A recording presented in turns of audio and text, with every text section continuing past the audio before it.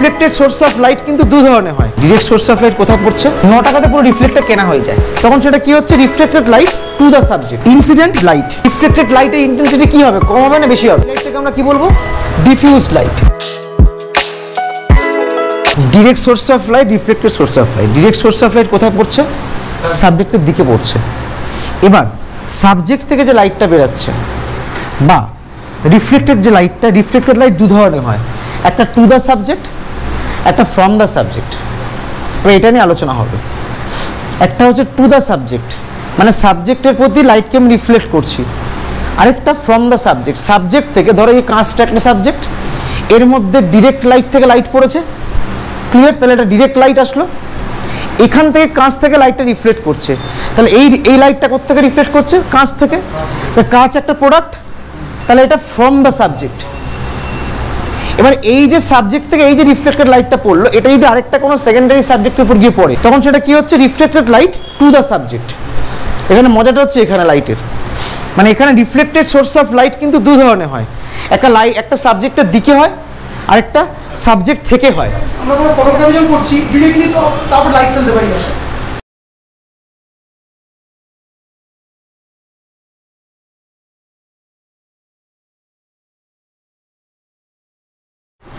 লাইটটা কোথা থেকে আসছে? ডিরেক্ট সোর্স থেকে আসছে। টু দ্য সাবজেক্টে লাইট পড়ছে, যে লাইটটা পড়ছে সে লাইটটার নাম কি? Incident light. কি নাম?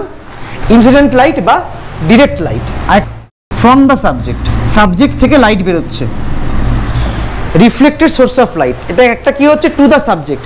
টু দ্য সাবজেক্টে কি পড়ছে? লাইট পড়ছে। টু দ্য সাবজেক্টে কি লাইট পড়ছে, ঠিক আছে?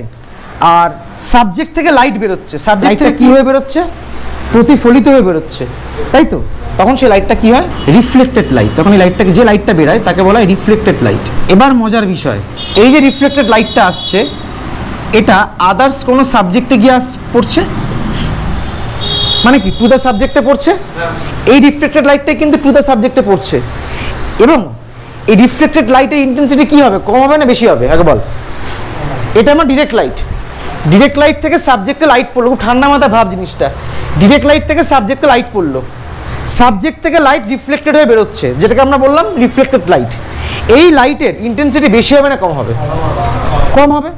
লাইটটা তাহলে কি রিডিউস করলো? ইন্টেন্সিটিকে রিডিউস করলো। লাইটটা তাহলে কি হলো? সফট হলো। এই লাইটটাকে আমরা কি বলবো? ডিফিউজ লাইট, যেখান থেকে টার্মটা এসে ডিফিউজার। এই লাইটটাকে বা সফট বক্স। জেনারেল রিফ্লেক্টর 5 ধরনের হয়, 5 in 1। কি কি? ফার্স্ট হচ্ছে হোয়াইট, দেন হচ্ছে সিলভার, দেন হচ্ছে গোল্ড, দেন ব্ল্যাক, অ্যান্ড লাস্টেরটা হচ্ছে ট্রান্সলুসেন্ট। হোয়াইট থেকে তলায় একটা অ্যারো দেয়, লেখো। Basically it is used under the bright light. কেন? টু ক্রিয়েট, তৈরি করতে, দ্য সফট লাইট। কোথায়? অন দ্য সাবজেক্ট, সাবজেক্টের উপরে, and reduce the I pocket for the human being in the case of photography. ভালো করে বোঝো, বেলা 1টা বাজে এখন প্রায়, এখন বাইরে হার্শ লাইট এবং সূর্য নিয়ার অ্যারাউন্ড 95 ডিগ্রি অ্যাঙ্গেলে রয়েছে, ঠিক আছে? মাথার উপরে সূর্য, তাহলে কোনো ছায়া পড়বে? ছায়া পড়বে না। ছায়াটা কোথায় পড়বে? চোখের তলায় পড়বে, বা একদম মাটির 90 ডিগ্রি ডিরেকশনে পড়বে। তাহলে আই পকেট হচ্ছে প্রচণ্ড সারা গা হাত পা পুরো আলোতে ভর্তি, কিন্তু চোখের তলায় অন্ধকার। তখন আমরা লাইটটাকে রিফ্লেক্ট করব, ওই সানলাইটটাকে রিফ্লেক্টরে ফেলবো, ফেলে সেখান থেকে রিফ্লেক্টেড লাইটটা মানুষের ফেসে দেবো, ক্লিয়ার? তাহলে যখন এই ফেসে লাইটটা দিচ্ছি, তাহলে ফেসের যে অন্ধকার পোর্শনটা সেটা কি হচ্ছে? রিডিউস হয়ে যাচ্ছে। এবার দেখা গেল কোনো মানুষ দাঁড়িয়ে নেই, কোনো মানুষ দাঁড়িয়ে নেই। যখন হার্শ লাইট থাকে তখন দুটো অপশান হয়, একটা প্রচণ্ড বার্ন হয়, আর প্রচণ্ড কি হয়? শ্যাডো হয়। তাহলে যেখানে প্রচণ্ড শ্যাডো হচ্ছে এই হার্শ লাইটের জন্য, সেখানে কি লাইট ঢুকছে? ঢুকছে না। তো সেখানে সেই লাইটটা ফেলার জন্য আমরা হোয়াইট রিফ্লেক্টর ইউজ করব। লাইটটা রিফ্লেক্ট হয়ে একটা লাইট দেবে, ক্লিয়ার? এই হচ্ছে হোয়াইট রিফ্লেক্টরের কাজ।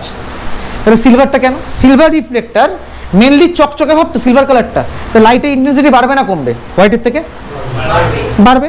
তাহলে হোয়াইটের যে লাইটের গ্লো থাকবে, সিলভারের গ্লোটা কি বাড়বে না কমবে? বাড়বে।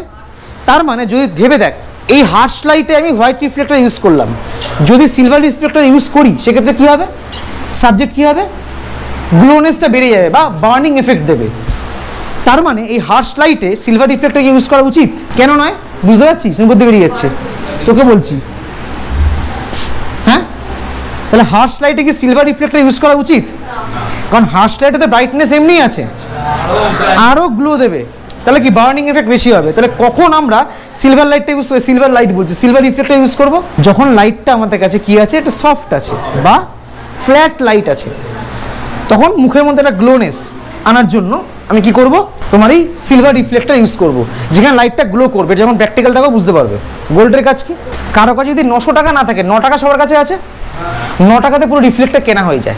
কি হবে, একটা সিলভারের যে খাবার প্লেট পাওয়া যায় পাতলা 1 টাকা নেবে, একটা গোল্ডেন প্লেট 1 টাকা নেবে, 2 টাকা নেবে, একটা সাদা সোলার প্লেট 3 টাকা নেবে, হয়ে গেল। আর একটা মার্বেল কাগজ কিনে সাদা সোলার প্লেটে লাগিয়ে দেবে, তাহলে ব্ল্যাক রিফ্লেক্টর হয়ে গেল। আমি ট্রান্সলুসেন্টে পরে আসবো। তাহলে মোটামুটি মার্বেল কাগজের দাম 3 টাকা, একটা সোলা 4 টাকা, 4 টাকা 3 টাকা 7 টাকা, বাকি থাকলে 2 টাকা, আর 2 টাকা এটা তৈরি হয়ে যাবে। একটা রিফ্লেক্টর সেট বাড়িতে করতে গেলে 9 টাকা খরচা। আমরা যদি করি তাহলে ক্লাসে তোমরা বাজে বলবে স্যাররা কি বলছে, ওই জন্য আমাদের জন্য পাশে দুটো শূন্য। সিলভার রিফ্লেক্টর লেখ, basically it is used under the flat light বা সফট লাইট। কেন? টু মেক, তৈরি করতে। কি তৈরি করতে? টু মেক গ্লো, মানে চকচকে ভাব, অন দ্য সাবজেক্ট।